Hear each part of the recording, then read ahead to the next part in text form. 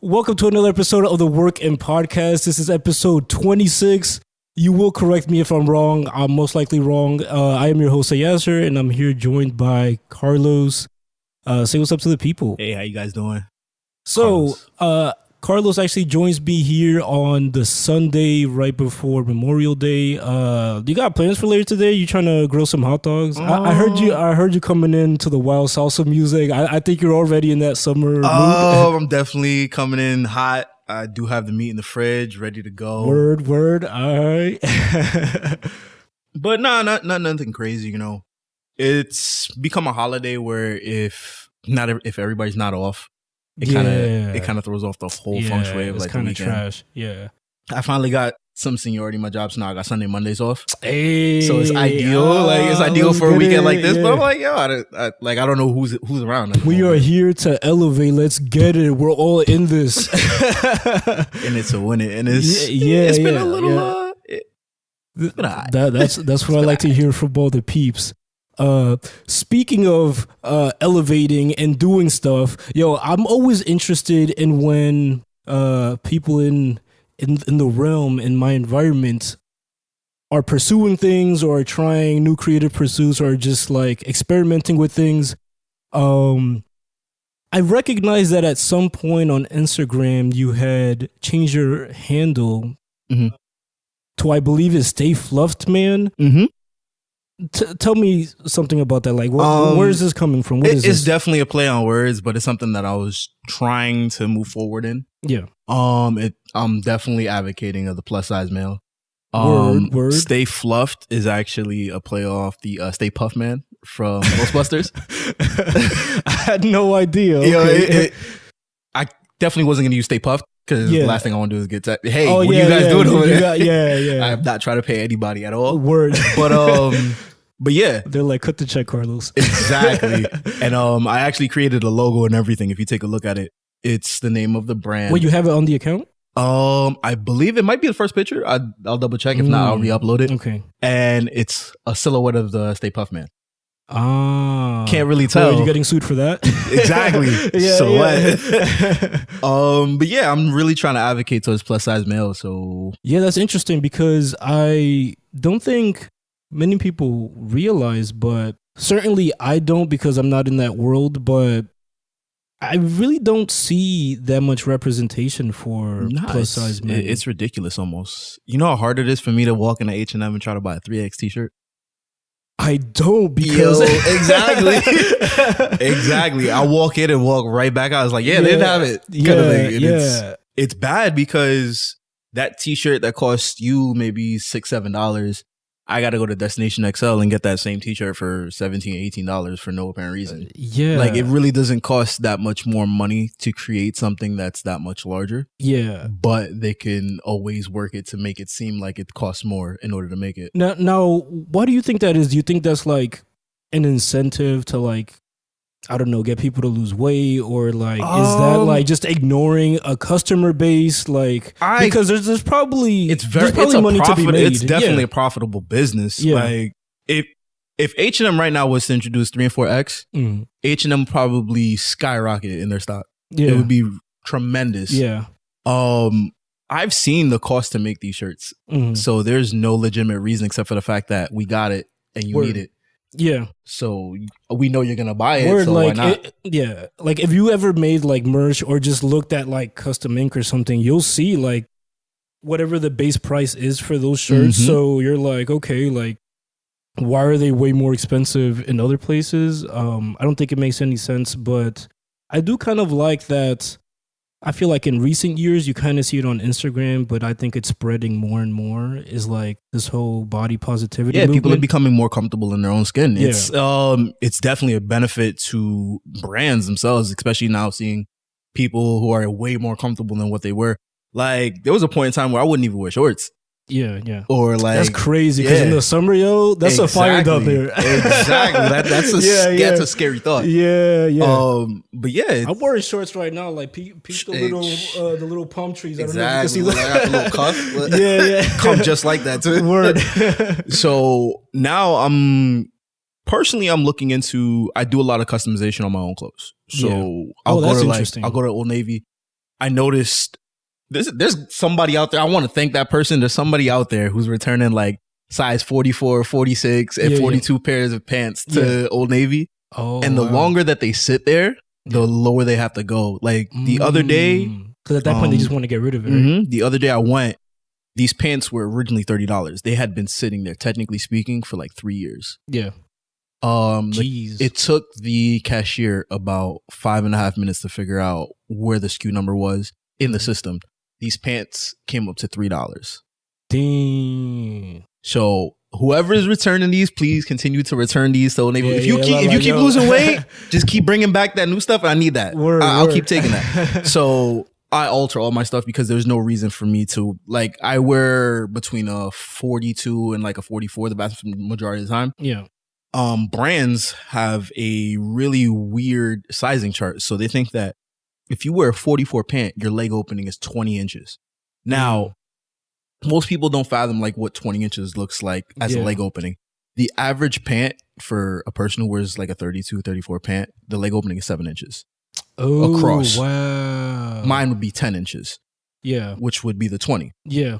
To scale that, you can fit a 3-liter Coke inside of that leg opening. Oh. So there's no reason why my calves need that much space. Yeah. Especially if everybody's going for like a slimmer look anyway. Yeah. You know, so I have to go get that altered. Yeah.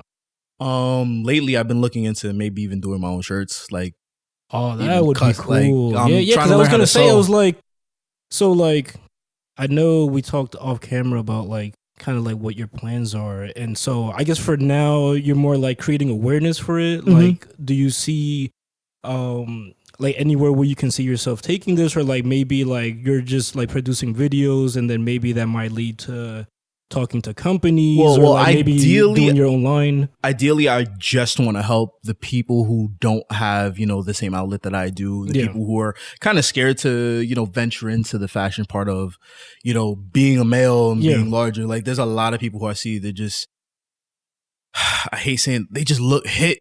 Yeah. And it's like, I can help you. Yeah. Like you could look big and beautiful.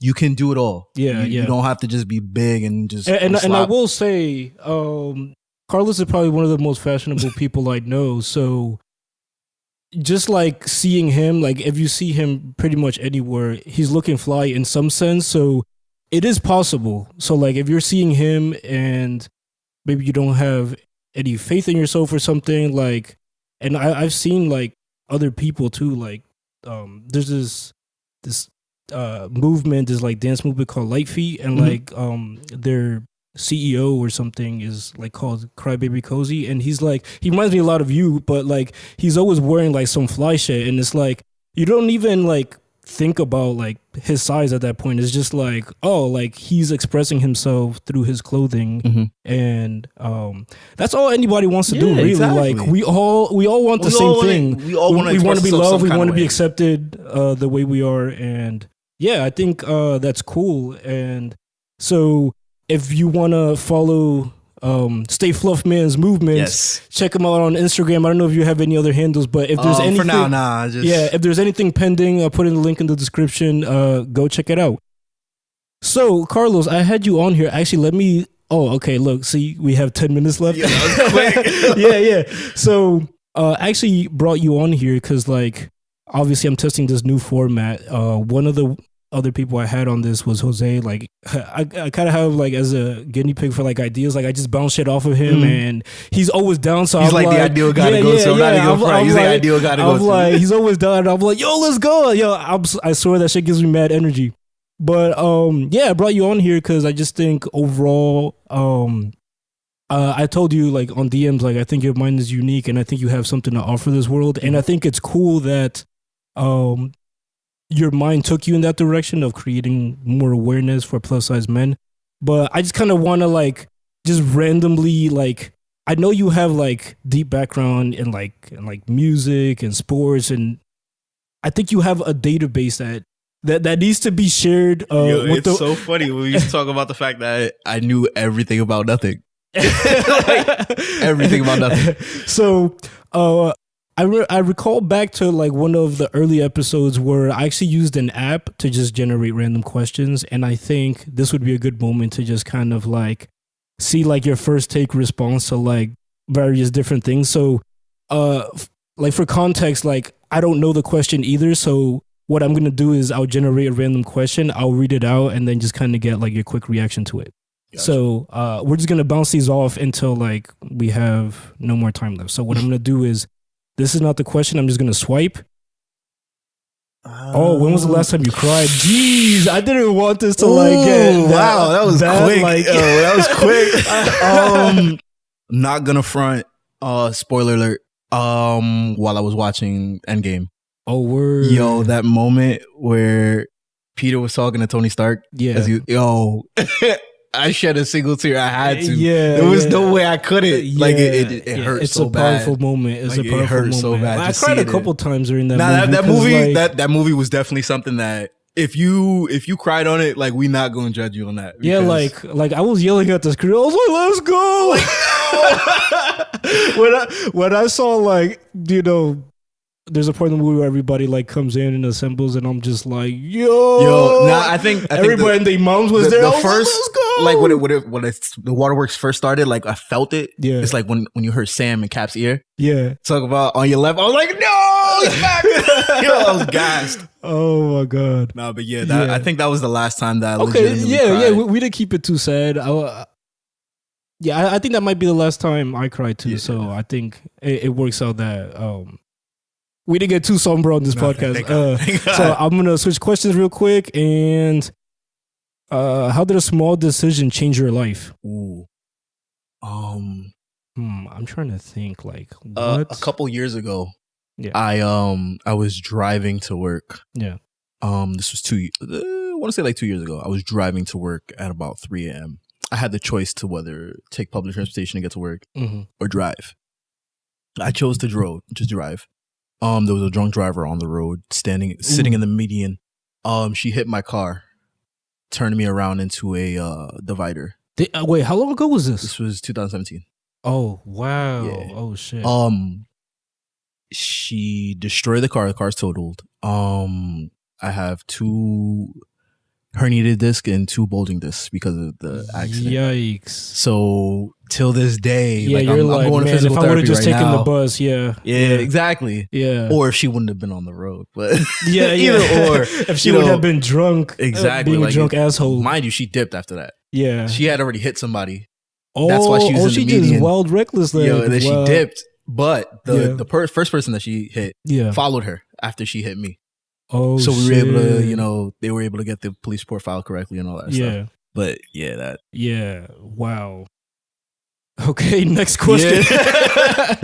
Let's see, maybe this was a little lighter. Would you rather lose all of your memories from birth to now, or lose your ability to make new long-term memories? Ooh, nah, definitely not. Which one? Definitely not.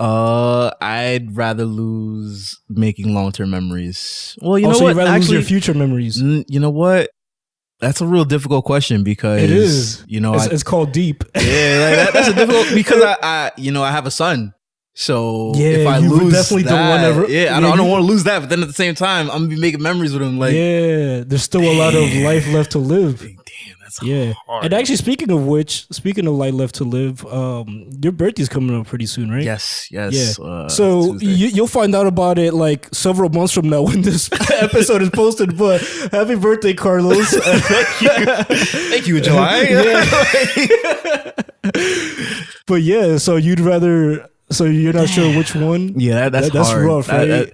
I feel like for a person who doesn't have... Like if you had a shitty past, you'd probably want to forget all your... but you keep all that. I'd like to think that you'd have some good memories. Even with a shitty past, like that shitty past molded you to be who you are now. It's like a building process. Yeah, exactly. So even if you do forget that, you might forget who you are. Yeah. In essence. Yeah. So you might be a completely different person after that. So I don't think I want to lose that. But then again, at the same time... Yeah, the new long-term memories. That's ooh. Because if you're optimistic about your future, you definitely want to have those. Exactly. Yeah.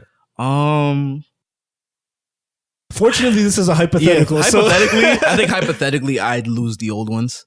Okay. And just become a whole new person. And then that is kind of like, we can kind of view it as a way of like reinventing yourself. Yeah. Just become a whole new person. Yeah. Let's see, how are we doing for time? I think we'll do one more and then we'll close it. So next one is, what are ways famous celebrities can keep perspective and still stay down to earth?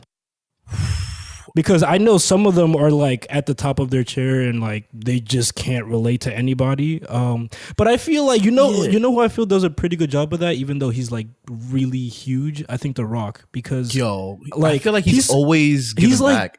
He's such a cool fucking person. Like, I feel like he's the type of person, like, he's so ambitious and he works so hard in his craft. But at the same time, I feel like if you said what's up to him, he'd be like, hey, bro, how's it going? I feel like he's like the perfect example of one of those people. I don't know what ways they can do that. I guess by not being an asshole. Yeah, just because money changes people. Obviously, it's crazy how much it changes a person. But then at the same time, you have the people who have a tremendous amount of money who are still the same person. Yeah. I met 50 Cent the other day. What? 50 Cent's a clown. He's a clown. I could tell. I could tell. You would think that, he's a troll online. He's like, 100%. Yeah. He's a clown overall. Like, he's a clown. Who else do we meet? I met a lot of people because I work at the airport. So you kind of like meet a lot of people. Yeah. But Hugh Jackman. Yeah. Shout out to Hugh Jackman. He is one of the funniest people I've ever met. Yeah, shout out to Hugh Jackman one time. Cut the check. Cut the check. X-Men check real quick. When I met him, he didn't go through any special screening or anything to that extent. Yeah. But we were testing some of his belongings, and one of his belongings alarmed. And I looked at him, like, we were already having a normal conversation. Yeah. And I looked at him like, all right, so I'm gonna have to pat you down and whatnot. So he laughed about it and I laughed about it, and I'm like, yeah, I'm being dead ass. Like, I'm serious. Don't get the claws out, please. But I'm serious. He's like, oh, for real? I like, yeah, go ahead. Put your claws in that tray real quick. He's like, yeah, good. Like, he was so cool about it. He was so nonchalant. And did you do the 3D body scan and saw his like exoskeleton? No. You brought his adamantium. That's only a dermal scanner. Please don't get that confused, because people were like, "Oh my god, you're gonna see inside of my clothes." And I'm like, we're not even looking for that. Thank you. You are informing the public who thinks that you can see all of their stuff. Yeah, where it's a dermal scanner. If there's anything in your pockets, because it's a dermal scanner, it'll go across it. And skin, I think, right? Yes, dermal skin. Yeah. So he was mad cool. It was just so weird. I just feel like you don't even have to continue to give back to the community, personally speaking.